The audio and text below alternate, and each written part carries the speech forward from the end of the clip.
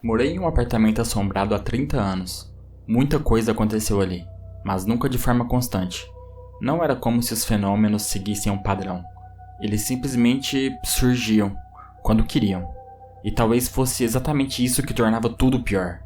Numa noite, eu já estava quase pegando no sono quando senti algo simplesmente despencar sobre a minha cama. Não foi uma sensação, nem algo que pudesse ser confundido com o movimento do colchão. Pareceu literalmente que um peso de quase 100 quilos tinha sido jogado ali em cima. Eu e meu cachorro saltamos da cama no mesmo instante. O susto foi tão violento que meu coração disparou na hora, mas não havia ninguém no quarto. Nada visível, nada que explicasse aquele impacto, mas alguma coisa tinha estado ali. Em outra ocasião, eu estava brincando com meu cachorro no corredor comprido que ligava a sala à cozinha. Ele era jovem, cheio de energia, daqueles cães grandes que nunca se cansam. Eu me sentava no sofá e jogava o brinquedo dele, um Kong, pelo corredor afora. Ele saía disparado, pegava o brinquedo e trazia de volta, e a gente sempre ficava nesse ciclo.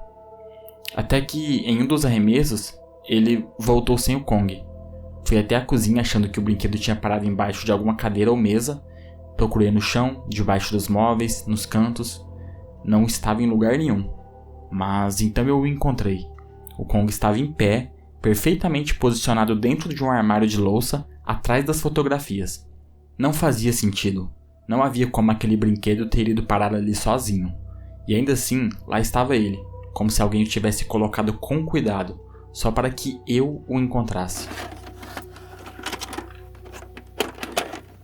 Eu cresci em uma casa seriamente assombrada, então é preciso muita coisa para algo paranormal realmente me assustar.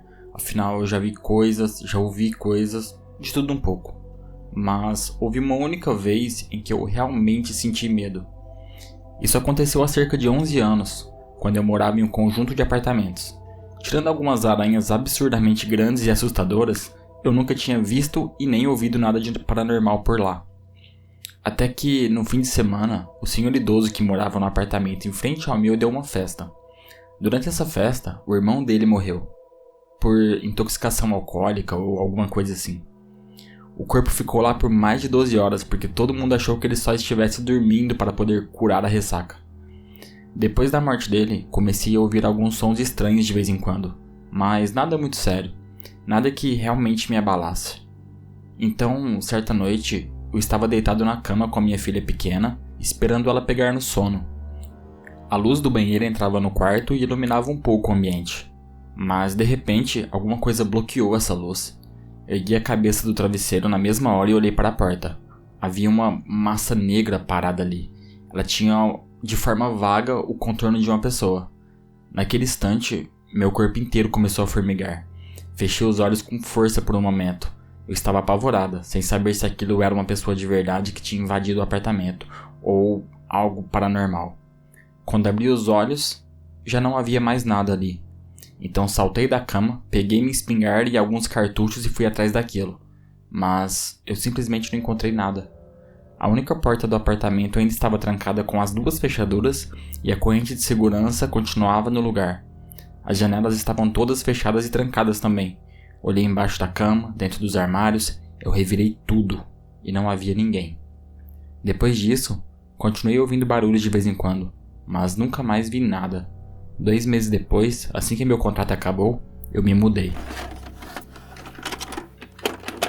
Isso aconteceu há uns 4 anos. Não foi a primeira experiência paranormal que tivemos, mas foi, sem dúvida, a que mais me marcou. Numa noite, meu filho de 2 anos acordou eu e meu marido ao subir na nossa cama. Depois disso, eu não consegui voltar a dormir, então resolvi adiantar um projeto no meu quarto de artesanato. Eu já estava lá há uns 45 minutos quando o pequeno monitor das câmeras de babá começou a piscar rapidamente, ligando e desligando. E essas câmeras não eram acionadas por movimento, transmitiam imagem o tempo todo. Uma ficava na sala e a outra no quarto do nosso filho. Fui até o monitor e o peguei na mão. De repente, ele soltou um som agudo, alto e muito ensurdecedor, como aquela microfonia estridente de um microfone com retorno. Levei um susto tão grande que deixei o aparelho cair de bruços no chão. Na mesma hora, percebi que o brilho piscando nas bordas tinha parado.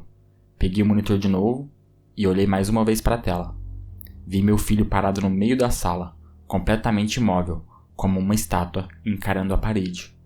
Na hora, comecei a andar em direção à porta ainda com o monitor na mão, então baixei os olhos para ver a tela mais uma vez. E foi aí que aconteceu. A cabeça dele virou. Só a cabeça. E os olhos foram direto para a câmera no canto superior da sala. Ele não tinha expressão nenhuma no rosto. Nenhuma. Saí do quarto, atravessei a cozinha pequena e a sala de jantar, virei a esquina que dava para a sala de estar e... a sala estava vazia. Do outro lado ficava a porta do nosso quarto. Entrei correndo e lá estava meu filho, profundamente adormecido, exatamente na mesma posição em que eu o havia deixado. Meu marido levantou os olhos do leitor digital que estava usando e eu perguntei se nosso filho tinha acordado e ido para a sala. E ele disse que não. Perguntei então se ele mesmo tinha saído da cama para ir ao banheiro ou à cozinha, pensando que talvez nosso filho tivesse tentado segui-lo sem que ele percebesse. Mas meu marido jurou que não tinha saído da cama em momento algum. E que nosso filho tinha passado todo aquele tempo dormindo tranquilamente. Estava até roncando.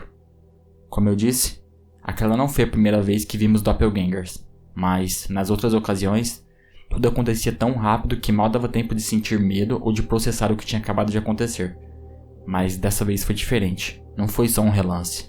Eu vi aquilo com clareza. E acima de tudo, o que mais me marcou foi a expressão no rosto do meu filho. Ou melhor, a falta dela. Eu era um policial novato quando meu irmão tirou a própria vida. Ele era um dos meus irmãos mais velhos. Mas mesmo assim, nós dois éramos muito próximos. Ele morreu em outro estado, e por muito tempo eu carreguei uma culpa enorme por não ter percebido os sinais antes. Quando encontraram o corpo, já estava em estado avançado de decomposição, então o funeral precisou ser com o caixão fechado. Cerca de uma semana depois da morte dele, eu já tinha voltado ao trabalho. Em uma noite qualquer, eu e meu parceiro vimos um cafetão espancando uma das garotas dele com a coronha de uma pistola. Saí da viatura na mesma hora. No instante que ele me viu, disparou correndo, e então começou uma perseguição a pé. Corri atrás dele com a arma na mão, e ele entrou por um corredor estreito que passava por baixo de um prédio e levava a um pátio interno. Foi bem antes de eu alcançar esse pátio que eu simplesmente ouvi uma voz dizendo: "Está tudo bem." E aquela voz era a voz do meu irmão morto. No segundo seguinte, atravessei o corredor e entrei no pátio. O homem estava encostado na lateral, já com a arma apontada para minha cabeça. Ele puxou o gatilho 2 vezes. Por uma fração de segundo, eu congelei. Depois, parti para cima dele e comecei a acertá-lo na cabeça com o meu revólver. Até hoje, não sei por que eu simplesmente não atirei nele. Não sei por que reagi daquele jeito. Mas consegui algemá-lo e o levei de volta para a rua, onde acabei reencontrando meu parceiro. Contei a ele que o cara tinha puxado o gatilho 2 vezes contra mim, mas não mencionei nada sobre a voz que eu tinha ouvido. Ali mesmo, descarregamos a arma dele, era um revólver de calibre 32, e vimos que 2 das balas tinham marcas claras de percussão. Depois levamos a arma para o laboratório para ser testada. Expliquei toda a situação ao técnico. Ele pegou justamente as 2 balas que tinham falhado, colocou de volta no tambor e disparou no tanque de testes. As 2 funcionaram. Eu tinha 6 ou 7 anos e dividia o quarto com os meus irmãos. Era uma noite comum, pelo menos até onde eu imaginava. Em algum momento, acordei com vontade de ir ao banheiro. Levantei e fui até a porta, mas eu não consegui encontrar a maçaneta. Passei as mãos pela porta, de um lado ao outro, procurando a maçaneta no escuro, mas eu não achei nada. Aquele era estranho, mas não fiquei com medo na hora. Pensei que fosse só porque estava tudo escuro demais, então resolvi acender a luz. Havia um estante na frente do interruptor, então era preciso enfiar a mão por trás dela para poder alcançá-lo. Fiz isso tateando a parede com calma, e não encontrei o interruptor. Passei a mão pela parede inteira, subi, desci, procurei de novo, mas nada. Nessa hora, eu ainda não estava exatamente assustado, só confuso. Aquela confusão estranha que começa pequena, mas vai se transformando em algo pior. Tentei acordar um dos meus irmãos para me ajudar. Ele estava dormindo profundamente demais. Balancei seu corpo com força, chamei, insisti e nada. Então fui até meu outro irmão e aconteceu a mesma coisa. Os 2 simplesmente não acordavam. Foi então que o pânico começou a crescer.